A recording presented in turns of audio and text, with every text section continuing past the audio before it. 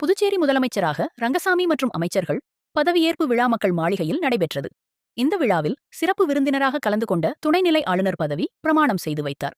இந்த விழாவில் முதலாவதாக வந்தே மாதரம் பாடலும், இரண்டாவதாக தேசிய கீதமும் பாடப்பட்டு தமிழ்தாய் வாழ்த்து 3ஆம் இடத்துக்கு தள்ளப்பட்டது.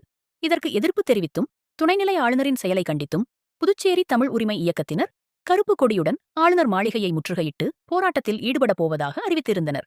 அதன்படி காமராஜர் சதுக்கம் அருகே ஒன்று திரண்ட தமிழ் உரிமை இயக்கத்தினர் அதன் தலைவர் பாவாணன் தலைமையில் புதுச்சேரி துணைநிலை ஆளுநர் கைலாசநாதனை கண்டித்து கோஷங்கள் எழுப்பியபடி நேரு வீதி வழியாக கருப்புக் கொடியேந்தியவாறு பேரணியாக சென்றனர். இதனை அடுத்து அவர்களை பெரிய கடை காவல் நிலையம் அருகே போலீசார் தடுப்புக் கட்டை அமைத்து தடுத்தனர். தொடர்ந்து தமிழ் உரிமை இயக்கத்தினர் தமிழ்தாய் வாழ்த்து பாடலை பாடியபடி அங்கேயே துணைநிலை ஆளுநரின் உருவப்படத்தை கிழித்து எரிந்தும் தீ வைத்து எரிக்க முயன்றனர். இதனால் லேசான தள்ளுமுள்ளு ஏற்பட்டது. தொடர்ந்து 50க்கும் மேற்பட்டவர்களை போலீசார் கைது செய்தனர். இதுகுறித்து போராட்டக்காரர்கள் கூறும்போது, புதுச்சேரியில் நடைபெறும் எந்த அரசு விழாவாக இருந்தாலும் முதலில் தமிழ்தாய் வாழ்த்துதான் இசைக்கப்பட வேண்டும்.